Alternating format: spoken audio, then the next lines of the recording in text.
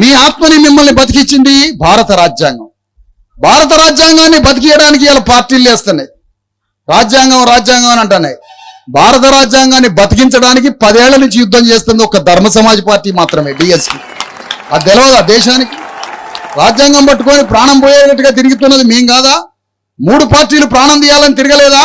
2000 సంవత్సరాల్లో వాజ్పేయి ప్రభుత్వంలో భారత రాజ్యాంగాన్ని రద్దు చేస్తాం, భారత రాజ్యాంగం మీద కమిటీ వేసి ఒక పాత జడ్జిని తీసుకొచ్చి రాజ్యాంగాన్ని సమీక్ష చేస్తామంటే కాన్సీరామ్ 20 లక్షల మందితో ఢిల్లీలో మీటింగ్ పెట్టి, అరే నువ్వు రాజ్యాంగాన్ని మారిస్తే నీ ప్రభుత్వాన్ని కూల్చి పారేస్తామని కాన్సీరామ్ బహిరంగ సభ పెట్టాడు. నేనంటున్నా, ఆ రోజు రాజ్యాంగం మారుస్తానని వాజ్పేయి అన్నప్పుడు ఈ రేవంత్ రెడ్డి ఎక్కడున్నదని అడుగుతున్నా. ఆనాడు రాజ్యాంగం మారుస్తానని వాజ్పేయి చెప్పినప్పుడు రేవంత్ రెడ్డి ఎక్కడున్నాడో తెలుసా? అదే బీజేపీ పార్టీలో పనిచేసి ఏబీవీపీలో పనిచేస్తున్నాడు ఆ పార్టీలో. మరి మనం కాన్సీరామ్ బిడ్డలుగా, కాన్సీరామ్ వారసులుగా ఢిల్లీలో 20 లక్షల మందితో సభ పెట్టి తెలంగాణ నుంచి ఆ రోజు 1200 మందిని తీసుకొని పోయిన ఢిల్లీ మీటింగ్కి నేను ఆ రోజు రాజ్యాంగాన్ని ఎట్లా మారుస్తావు?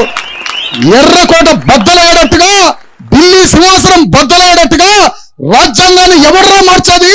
మా రక్తంతో రాసుకున్నారా రాజ్యాంగం? ఈ దేశాన్ని మార్చడానికి, భారతదేశాన్ని మార్చుకోవడానికి అంబేద్కర్ రక్తంతో రాసుకున్న రాజ్యాంగాన్ని ఎవర్రా మార్చేది ఢిల్లీలో అని 20 లక్షల మందితో సభ పెడితే ఆనాడు చిన్న పిల్లగాడు ఉన్న నేను 1200 మందిని ఢిల్లీ తీసుకుపోయి దద్దరిల్లేటట్టుగా మీటింగ్ పెట్టించినాం ఆ రోజు. ఆనాడు ఎవరెక్కడున్నారు? ఈ రేవంత్ రెడ్డి ఎక్కడున్నాడు?